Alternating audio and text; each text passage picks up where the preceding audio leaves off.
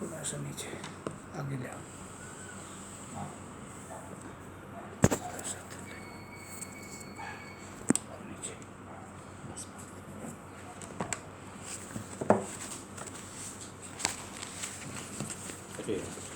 तो पतली पुस्तक ले लो फिर। जी देखो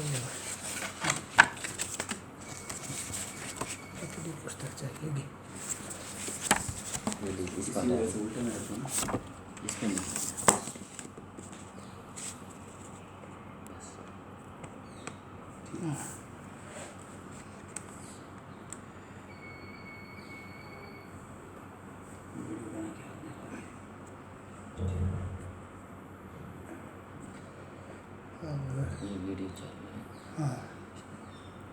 देवं शिवमद्वितीयं भस्मावलितं शशिशूलवर्णं पद्मासनस्थं सुखदं मुनीन्द्रं वाक्कायचित्तैः सततं भजेऽहम्। गुरुर्ब्रह्मा गुरुर्विष्णु गुरुर्देवो महेश्वर गुरुसाक्षात् परं ब्रह्म तस्मै श्री गुरवे नमः।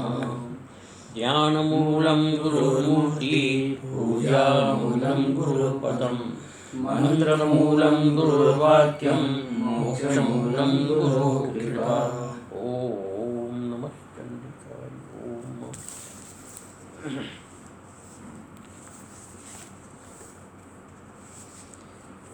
कहाँ से शुरू करना? 12वां अध्याय से।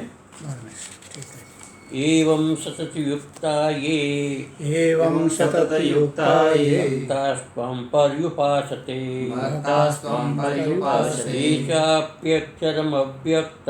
ये चाप्यक्षरमव्यक्तं तेषां के योगवित्तमाः। श्रीभगवानुवाच मय्यावेश्य मनो ये मां नित्ययुक्ता उपासते श्रद्धया पर्योपेताः ते मे युक्ततमा मताः। ये त्वक्षरमनिर्देश्य अव्यक्तं पर्युपासते सर्वत्र गमचिन्त्यं च कूटस्थमचलं ध्रुवम् सन्निमेन्द्रियग्रामं सर्वत्र समबुद्धय ये प्राप्नुवन्ति मामेव सर्वभूतहिते रताः। क्लेशोऽधिकतरस्तेषां व्यक्तासक्तचेतसाम् अव्यक्ता हि गतिर्दुःखम् देहवद्भिरवाप्यते।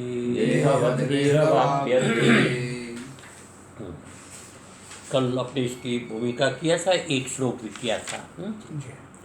तो श्लोक में वहाँ पर बताया था कि अर्जुन का प्रश्न था अतएव अव्यक्तम सर्व कारणागोचरम, सब प्रकार की कर्ण से अगोचर, यानी किसी भी इंद्रिय का विषय न हो ऐसा निराकार त्वाम पर्युपासते, ऐसे निराकार आपको उपासना करते हैं। तेषां उभयेषां, सगुण उपासक और निर्गुण उपासक दोनों जो उपासक है उसमें उसके मध्य में के योगत्तम, कौन योग में श्रेष्ठ है, कौन सा योग श्रेष्ठ है। अतिशयन योग विदः, अर्थात जो संपूर्ण रूप से योग को जानने वाला है ऐसा कौन है। योगम समाधि, योग कहते हैं समाधि को। तो योग विन्दति, प्राप्त करना, विन्दति मैंने प्राप्त करना, और विदन्ति दोनों अर्थ होता है। इसका मतलब पाना, प्राप्त करना और जानना, विदन्ति मैंने जानता है। तो प्राप्त करना या जानना दोनों एक बात हो जाएगी। वह योग विद उभयेपि ये दोनों प्रकार के जो है निर्गुण और सगुण में भी कौन वैसे प्राप्त करता है।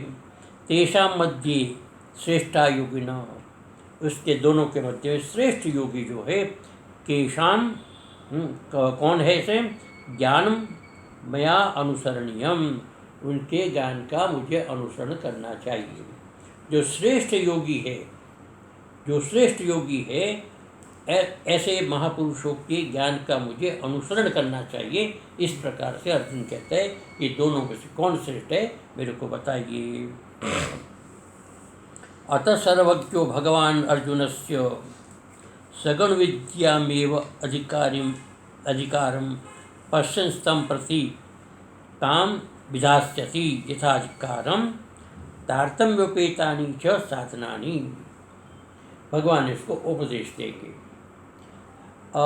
सर्वज्ञ भगवान, भगवान सबको जानते हैं, कौन कितना अधिकारी है, कौन कितना योग्य है, इस प्रकार को जानते हैं भगवान। तो अर्जुन के लिए सगुण विद्यायामेव, सगुण विद्या में ही उसका अधिकार है, ऐसा भगवान देखते हैं।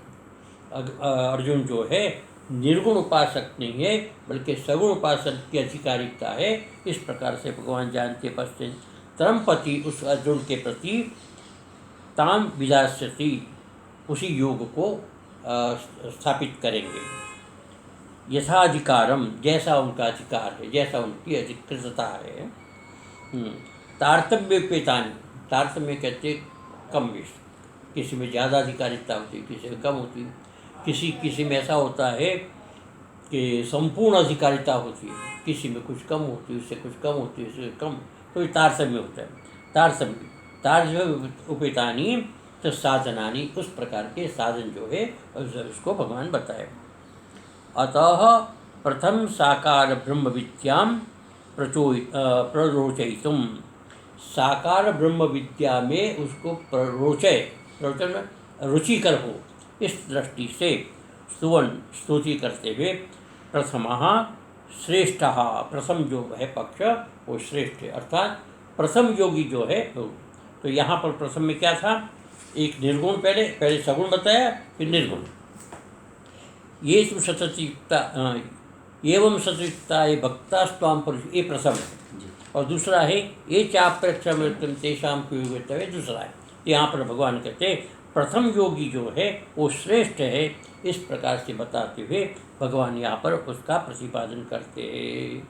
श्री भगवान उवाच मय्यावेश्य मनो ये मां नित्य उपासते श्रद्धया पर्योपेतास्ते मे युक्ततमो मताः। मय्यावेश्य मनो, मयि आवेश्य मनो, मेरे में जिसने अपना मन को आवेष्टित प्रविष्ट कर दिया है, अर्थात मेरे में जिन्होंने अपना मन लगा दिया है, मन स्थापित कर दिया है, और ऐसे व्यक्ति माम नित्य युक्ता, मेरे से निरंतर मेरे साथ युक्त होकर वो उपास्य, मेरी उपासना करते हैं। श्रद्धया पर्योपेता, परया श्रद्धया उपेता, श्रद्धा जो है श्रद्धा की पराकाष्ठा, यानी कि अत्यंत श्रद्धा से युक्त।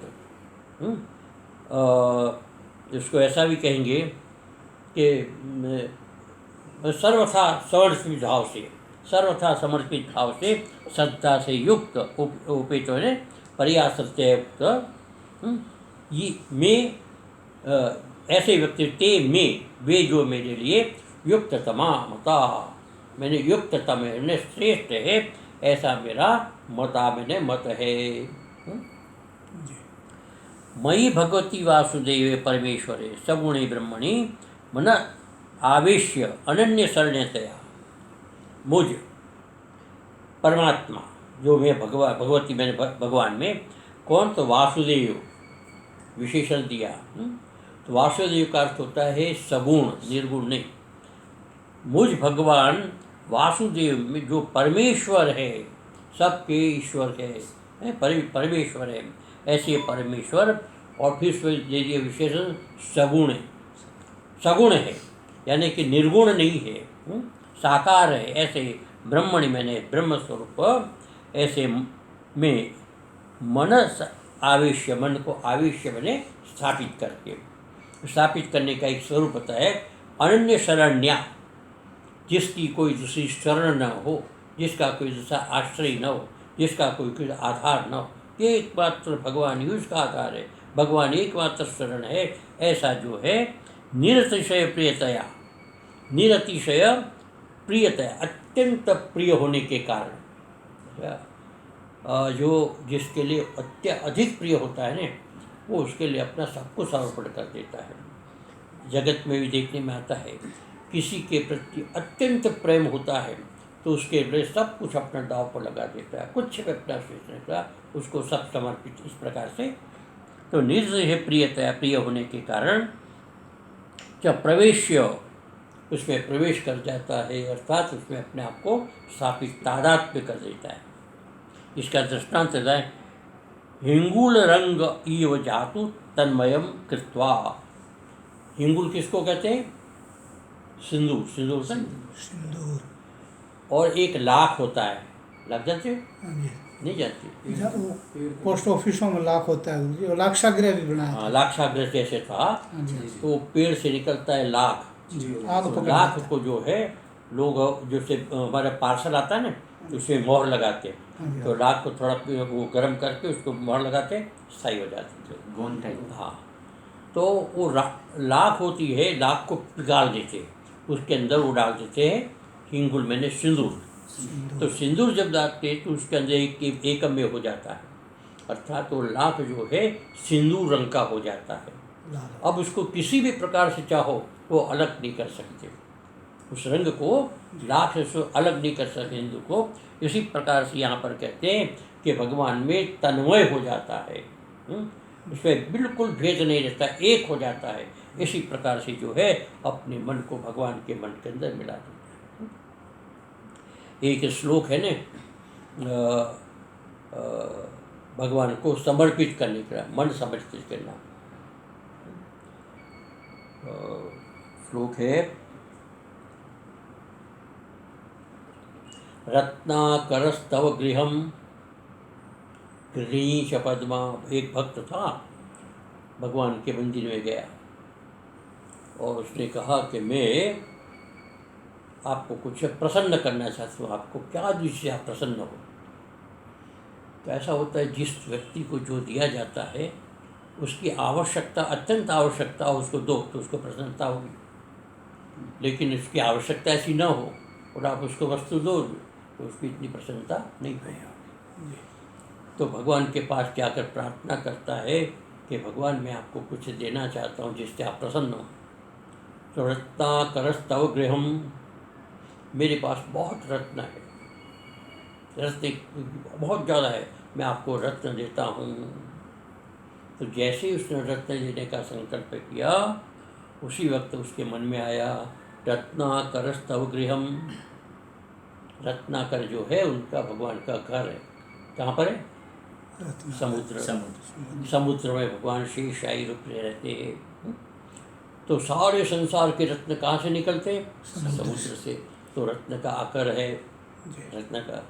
अब जो जिसके पास सारे इतने रत्न और सारे संसार के, उसको रत्न दोगे तो प्रसन्नता होगी? नहीं होगी, वो कहते नहीं, रत्न नहीं। रत्नाकरस्तव गृहम गृहीश पद्मा, कहते मेरे पास धन बहुत है, तो मैं आपको धन देना चाहता हूँ, सारा धन दे देता हूँ। तो एक तो उसको ध्यान में आया लक्ष्मी पद्मा, जो लक्ष्मी साक्षात है वो तो उनके दासी बनकर उनके पैर दबाती है, तो लक्ष्मी देने से उनको प्रसन्नता नहीं होगी।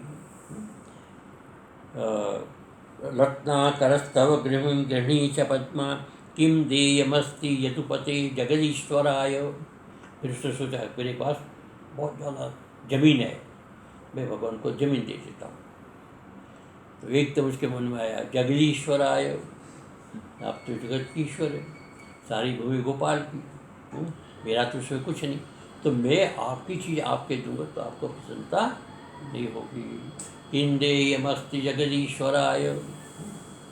फिर एकदम ध्यान में आया कि आभीर्बाल नयना हितमानसाय, कहते आपका सब कुछ है लेकिन आपके पास एक चीज़ नहीं। क्या नहीं है? तो कहते मन नहीं है। आभीर बाल नैना हृद मानसाय, आभीर मैंने गाल वालों की जो गोपियाँ हैं, उसने आपके मन को चुरा लिया। अब आपके पास मन नहीं है। अब जिसके पास न मन न हो वो सुनेगा नहीं, देखेगा नहीं, बोलेगा नहीं, कुछ भाव नहीं जानेगा। तो कहता आपके पास मन नहीं, इसलिए आप चुपचाप खड़े, आप कुछ नहीं करते। कि दत्तम मनो यदुपते कृपया गृहाण, हे यदुपते आप मेरे मन को ग्रहण कर ले, आपके पास मन नहीं। तो भगवान को कहते और कुछ नहीं चाहिए, भगवान को एकमात्र मन चाहिए। और मन अर्जुन उसको दे बैठा। मन जो भक्त होता है वो कुछ नहीं देते, केवल मन देते, और मन देते तो मन के पीछे सब कुछ उसका चला जाता है। एक बार किसी को मन दे दिया तो हमारा तन भी उसका हो गया, हमारा धन भी उसको हो गया, हमारी सारी संपत्ति उसका, सब कुछ मेरा जो है वो सब उसका हो गया। एक बार मन दे दिया उसको, तो भगवान को उन्होंने मन दे दिया। तो तन्मय करता, भगवान से तन्मय होकर के ये माम, ये जो लोग मेरे को सर्वयोगेश्वराणाम ईश्वरम, संपूर्ण योगियों के ईश्वर, जितने भी योगेश्वर है उनका जो ईश्वर है, ऐसा सर्वज्ञ भगवान वासुदेव, समस्त कल्याण गुण निलयम, संपूर्ण संसार के अंदर जितने भी कल्याण है, कल्याणकारक गुण है, उसका एकमात्र आश्रय भगवान के अंदर जो है, संपूर्ण संसार को, संसार का कल्याण करने के सारे गुण भगवान के अंदर है। जिस किसी प्रकार से किसी का कल्याण करना चाहे तो भगवान के पास उसके रास्ते हैं, मार्ग है। तो ऐसा से साकारम, ऐसा साकार, ऐसे साकार जो है नित्य युक्ता, उसके साथ नित्य युक्त होकर के, सतत युक्ता, सतत में निरंतर उसका जोड़ा रहता है, एक क्षण के लिए भगवान का विस्मरण नहीं करता है। श्रद्धया परया, उत्कृष्टया, प्रकृष्टया, अत्यंत श्रेष्ठ श्रद्धा जो है सात्विक श्रद्धा से, सात्विक्योपेता, सात्विक श्रद्धा से उपेत युक्त होकर के, संत, हाँ ऐसा होकर के उपासते, भगवान की उपासना करते हैं। सदा चिंतयन्ती, भगवान का सदा निरंतर चिंतन करते रहते हैं। ते युक्ततमा, ये मेरे लिए युक्ततम, मैंने सर्वश्रेष्ठ है, ऐसा भगवान कहते हैं। मे मता, मम मता, मेरा मत, मेरा अभिप्राय है, मेरे अभिप्रेता, वे मेरे लिए अत्यंत प्रिय है। ऐसे भक्त जो मेरे को प्रिय। ते ही सदा मदासक्त चित्ततया मामेव मुखाश्चिन्तयन्तो अहोरात्राणि अतिवाहयन्ति। तो युक्तास तब ये ते ही सदा सदा मद चित्ततया, मेरे में चित्त होने के कारण, निरंतर मेरे में उनका चित्त लगा रहता है, इसके कारण माँ में मेरे को ही विषय करते हैं, अर्थात एकमात्र उनका विषय मैं ही होता हूँ। एक होता है ज्ञेय, एक होता है ज्ञान, और एक होता है ज्ञाता, है ना। तो यहाँ पर जो है ज्ञेय होता है विषय, तो ज्ञान का विषय कौन है? केवल और केवल भगवान। तो ज्ञाता जो अर्जुन, उसका ज्ञान का विषय मात्र जो है भगवान है, विषय होने के कारण। और विषयांतर विमुख, अंतर किसी और विषय से रहित, भगवान के विषय के अतिरिक्त इसका किसी प्रकार का और विषय न होने के कारण चिंतयंत, निरंतर मेरा ही चिंतन करता है। इस प्रकार से अहोरात्राण शिवायंती, अहोरात्र में रात और दिन, रात और दिन बस उसका भगवान का चिंतन में ही अपना सारा समय व्यतीत करता है। इस प्रकार के अतएव एव मुक्त युक्ततमा, इसीलिए वे ही युक्ततम है, वे ही श्रेष्ठ है, ऐसा भगवान अर्जुन को मता अभिप्रेता, मेरा अभिप्राय है, मेरे प्रिय है, वे मेरे को अति प्रिय है। अब यहाँ पर बताया, अब आगे का जो बताया है निर्गुण ब्रह्म विद अपेक्षया सगुण ब्रह्म विधान को अतिशय, एक तो होता है निर्गुण ब्रह्म की उपासना करने वाले, एक होता है सगुण ब्रह्म की उपासना करने वाले। तो निर्गुण सगुण ब्रह्म की उपासना करने की अपेक्षा निर्गुण ब्रह्म की क्या विशेषता है, या उसको ऐसा कहो कि निर्गुण सगुण ब्रह्म की उपासना करने वाले की क्या विशेषता है। निर्गुण ब्रह्म की अपेक्षा सगुण ब्रह्म की उपासना करने वाले की क्या विशेषता है, इसको अतिशय, इसमें विशेषता क्या है, ये न जिससे तएव वे ही युक्ततमा श्रेष्ठ माने जाते, तब अभिमतः आपके अभिमत है, ऐसा अर्जुन का प्रश्न है। कहते हमें इससे विशेष बताइए कि निर्गुण ब्रह्म की अपेक्षा सगुण ब्रह्म की क्या विशेषता है, क्या अतिशय है, क्या श्रेष्ठता है, तो इसका हमको बताइए। इत्यपेक्षायाम, ऐसी जब अर्जुन की अपेक्षा हुई तो तम अतिशयम वक्तुम, उस अतिशय को बताने के लिए, निर्गुण के अपेक्षा सगुण की अतिशयता बताने के लिए यहाँ पर पहले निर्गुण का प्रतिपादन करते हैं कि निर्गुण क्या है, सगुण क्या है। ऐसा होता है कि जब दो चीज़ का एक पर तारतम्य करना हो तो दोनों के स्वरूप को भली भांति जानना जरूर है। जब तक दोनों के स्वरूप को भली भांति जानेंगे नहीं, तब तक उसका तारतम्य नहीं कर पाएंगे। इसलिए कहते कि ये निर्गुण सरगुण का बता दिया, अब निर्गुण का तुमको बताते कि उसकी क्या क्या विशेषता है, क्या क्या उसके एक प्रकार से श्रेष्ठता है, और कहाँ कहाँ कहाँ इससे दोष है, ये दोनों बात बताएंगे। तो इस प्रकार से इत्यपेक्षा तदिक्षसे वक्तुम, उसका अतिशय वक्त कहने के लिए, तद निरूपकान निर्गुण ब्रह्मविदो प्रस्तोति, इसके निरूपण करने के लिए ब्रह्म सगुण ब्रह्म निर्गुण ब्रह्म का जो निर्गुण ब्रह्म को वेद बने जानने वाले हैं उसके प्रति स्तुति, उसका विशेष स्तुति करते हैं, अर्थात उनके गुणों को दर्शाते हैं। अब ये जो दो श्लोक है बड़ा विचित्र है, विलक्षण है और लंबे भी है। इसका विषय शायद कुछ 2-3 दिन लग जाए इसके समझने में। एत्वक्षरम निर्देशम अव्यक्तम पर्युपासते, सर्वत्र गमचिन्त्यं च कूटस्थमचलं ध्रुवं, सन्निमिन्द्रियग्रामं सर्वत्र समबुद्धय, ते प्राप्नुवन्ति मामेव सर्वभूतेषु ते रताः। ये निर्गुण उपासना करने वाले क्या होते हैं, सर्वभूत हिते रताः, प्राणी मात्र के हित में निरंतर रत रहते हैं। ये तो अक्षरम, यहाँ पर उस ब्रह्म का 7 विशेषण बताए। यद्यपि ब्रह्म का कोई विशेषण नहीं होता, निर्गुण ब्रह्म में किसी प्रकार का विशेषण, लेकिन एक इंगित करने के लिए, इसको एक प्रकार से समझाने के लिए यहाँ पर ये 7 प्रकार के विशेषण दिए। ये तो अक्षरम, जो अक्षर ब्रह्म है, निर्गुण ब्रह्म है, अनिर्देश्यम, उसका किसी प्रकार से निर्देश नहीं होता, निर्देश में ना उसका प्रतिपादन नहीं होता, किसी प्रकार की व्याख्या नहीं हो सकती। अनिर्देश्यम, अव्यक्तम, यह अव्यक्त है, उसको किसी प्रकार से किसी इंद्र का विषय नहीं बन सकता है। ऐसे उपासना करते हैं। सर्वत्र गव, सर्वत्र जो गम मैंने जाने वाला, अर्थात सर्वत्र रहने वाला, यानी व्यापक, सर्व जगह पर उसकी व्यवस्था होते।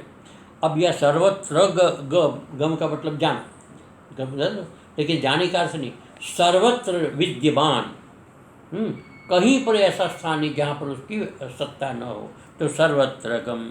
और अचिंत्यम, किसी प्रकार से मन का विषय नहीं है, न इंद्रियों का विषय है न मन का विषय है। कूटस्थम, एक कूटस्थ है, कूट क्या है आगे इसको विस्तार से बताएंगे। और अचलम, अचल है, किसी प्रकार की इसमें चलायमानता नहीं है, अर्थात कि चंचलता नहीं है, अचल है। और ध्रुव मैंने नित्य है। इस प्रकार से 7 विषय, इस प्रकार का जो स्वरूप है। संनियमिंद्रिय ग्रामम, अपने इंद्रिय ग्राम को संनियम्य, इंद्रिय ग्राम कहते हैं हमारी 11 इंद्रियां, संनियम उसको नियंत्रित करके, ग्राम मैंने समुदाय, इंद्रिय समुदाय का नियंत्रण करके सर्वत्र समबुद्ध है, सब जगह पर समबुद्धि रखते हैं। एक समबुद्धि और उसका दूसरा अर्थ है ब्रह्म बुद्धि। समभाव ब्रह्म भाव, सब में ब्रह्म भाव रखता है कि ब्रह्म के अतिरिक्त संसार में कुछ है ही नहीं। सर्वत्र परमात्मा ही परमात्मा व्याप्त है, इस प्रकार का समभाव। कहीं पर भी किसी प्रकार का विशेष नहीं है, चाहे मनुष्य हो, पशु हो, पक्षी हो, जो भी दिखाई देता है वो सब में एक ही तत्व व्याप्त है, ऐसा उसका एक धारणा होती है। सर्वत्र सोते ते प्राप्नुवन्ति मामेव, सर्वभूत हिते रता, संपूर्ण प्राणी का हित चाहने वाले हैं, मामेव ते प्राप्नुवन्ति, मेरे को ही वे प्राप्त होते हैं। ठीक है जी। यो अक्षरम, अक्षर मैंने परब्रह्म, निर्गुण ब्रह्म, माम उपास्य, ऐसे स्वरूप मेरा अक्षर ब्रह्म का उपासना करते हैं, ते भी मामेव प्राप्त, वे भी मेरे को ही प्राप्त होते हैं। यहाँ पर जो है तू शब्द से है, ये तो अक्षरम, ये तो अक्षरम, तू शब्द जो है कैसे वे भी सगुण तो मुझे प्राप्त होते, लेकिन निर्गुण उपासना करने वाले भी मेरे को ही प्राप्त होता है, ये तू शब्द का अर्थ है। हाँ, ये अक्षर मामुपासे तेपि मामेव प्राप्नुवन्ति।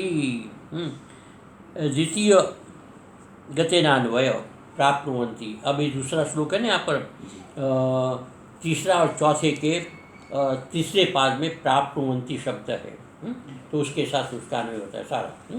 ये सारे जो है इसकी उपासना करने वाले मेरे को ही प्राप्त होते हैं, प्राप्नुवन्ति इत्यन्वय। पूर्वेभ्यो वैलक्षण्य द्योतनाय तू शब्द, पूर्व जो बताया था सगुण उपासना था, उससे विलक्षणता बताने के लिए, विलक्षण बताने के लिए तू शब्द का यहाँ प्रयोग किया गया है। अक्षरम, अक्षर किसको कहते हैं? निर्विशेषम ब्रह्म, जिसमें किसी प्रकार की विशेषता न हो, विशेषता मैंने विशेषण, किसी प्रकार का विशेषण न हो, उसको कहते हैं निर्विशेष। निर्विशेषम वाचक नवी ब्राह्मणे प्रसिद्धम, ये बृहदारण्यकोपनिषद में वाचक ब्राह्मण है, उसमें इसका वर्णन है कि अक्षर ब्रह्म क्या है, निर्विशेष ब्रह्म क्या है, उसका विस्तार से वहाँ वर्णन किया।